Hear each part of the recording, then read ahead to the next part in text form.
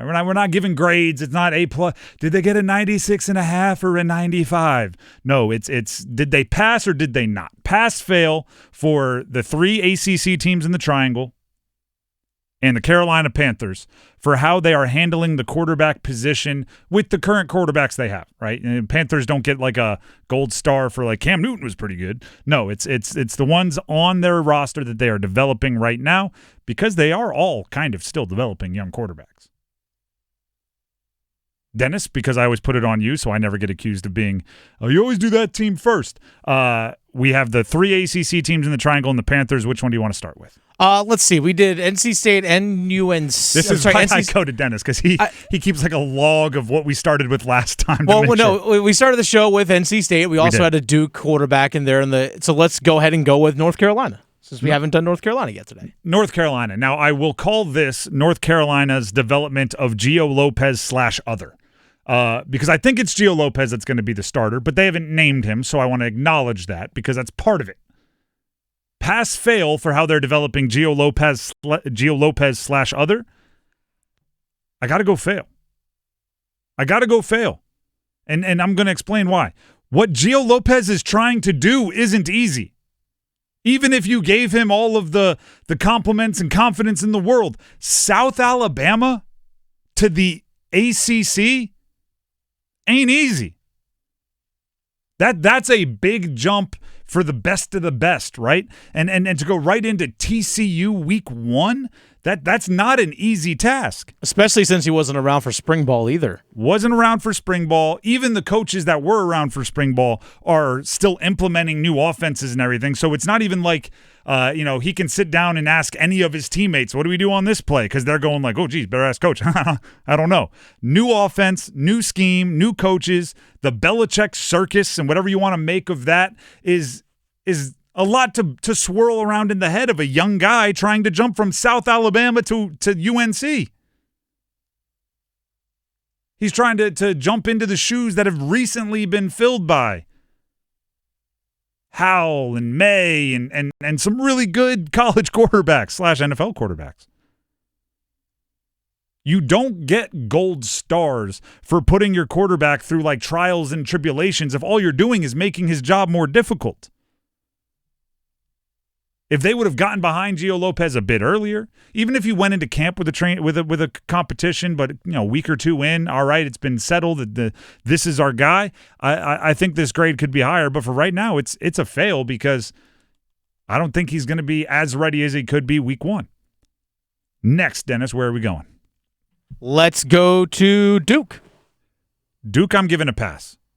Darian Mensah is actually in a similar situation to Gio Lopez, aside from a few key factors. Got there earlier.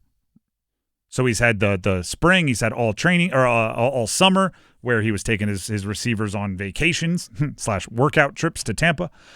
He's had a bit more time, and Manny Diaz has made no bones about it. He and Mensah are in lockstep with what they're looking for from each other, right? With why they're put together. And maybe it's the financial commitment, right? Reportedly about double for Mensah than Gio Lopez at UNC from an NIL collective per year standpoint. But to me, Darian Mensah has been put in a much better situation to handle another tough transition, right? Going from Tulane to Duke is a big jump as well. From Tulane to the ACC, facing ACC defenses is a big jump as well. I just think Mensah has been put in a better situation to handle it. Now, does that say he's going to walk on water starting with game 1? No, but I think if he does struggle, Duke can look around and know they did as much as they could to fill his wings and sails with everything he needed to have success, even if he struggles a bit. All right, we got State and Carolina, meaning the Panthers next. Where do you want to roll, Dennis? Let's stick college. Go State.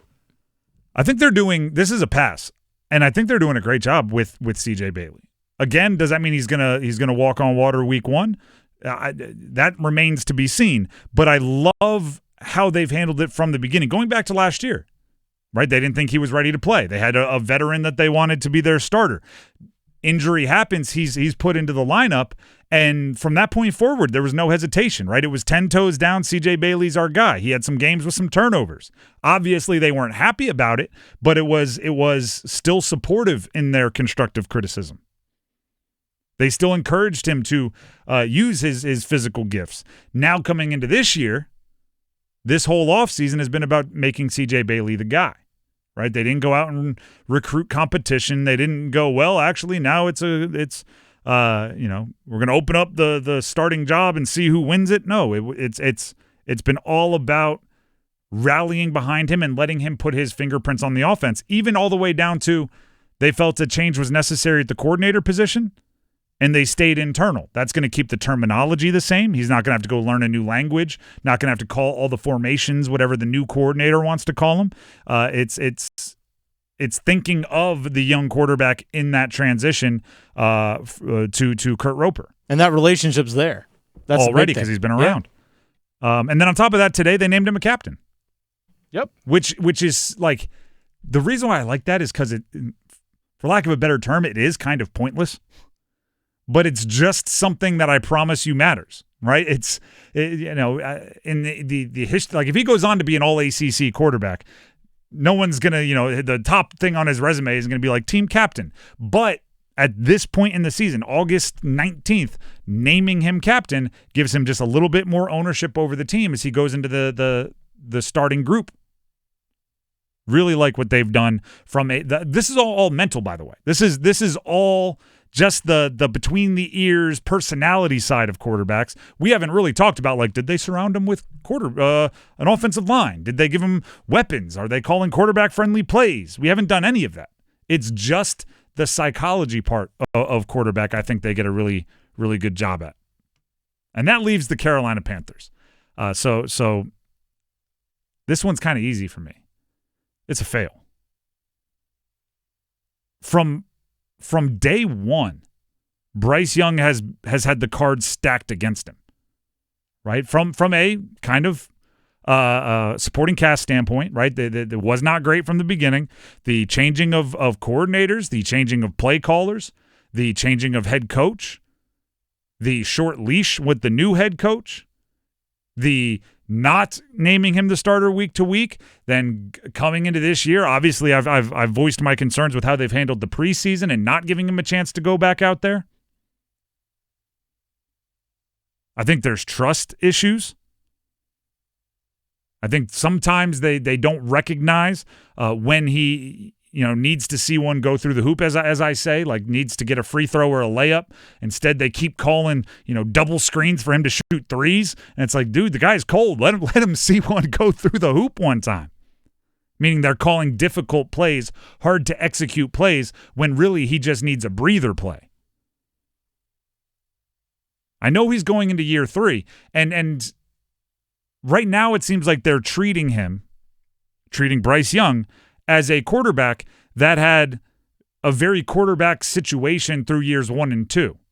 Very quarterback-friendly situation through years 1 and 2, in which case then at year 3 you are testing his boundaries, right? You're seeing what he can handle. It's if he had training wheels on for the first 2 years, then I think year 3 is a year where, okay, yeah, let's take off the training wheels. Let's see if he can ride on his own a little bit here. But in year 1 and year 2, they had him on a unicycle. And he fell every time. And now they're going, all right, let's put him on a bike with no training wheels. And it's like, he still has, you got to confuse him. If they handled it better from the first day he was a Panther, then I think maybe some of the things they're doing now would make sense. But through no fault of Canales and Morgan, right, it was the previous regime, he's been pushed and pulled in every direction from the very, very beginning, which means now, and last year, you probably should have reversed a few steps and redid some foundation laying that I just haven't seen with Bryce yet. Yeah, it's been straight from day one. Hey, let's get rid of your best wide receiver. Let's go ahead and try and manufacture and piece together, as David Tepper would say, this all-star coaching staff, and it all just fell apart. Mm-hmm. All just fell apart. And I'm seeing now, right, because the Trey Hendrickson news yesterday that we talked about, the Panthers were one of a few teams that called about Trey Hendrickson. Mm-hmm. I saw a few people on social media saying, like, here's the list of players that would be untouchable in a Hendrickson trade. And it's J.C. Horn, Derrick Brown, maybe Tedero McMillan, right? Depending on which fan said what. And I read it and I thought, I wish somebody would have put that list together when they traded for Bryce, when they traded for that number 1 overall pick, and put DJ Moore on there. And just told the Bears, like, we can work out where you get a huge compensation package in this trade, but we can't trade away the quarterback-friendly part of our offense as we trade for our young quarterback, because it's just not understanding. Occasionally, a young quarterback needs a guy that makes you right? Occasionally, the young quarterback needs a guy that beats his man quick. Occasionally, to keep a quarterback-friendly offense intact, you need your number 1 wide receiver. They traded him away in acquiring Bryce, which just got everything off on the wrong foot. He still might develop. I'm not saying he won't.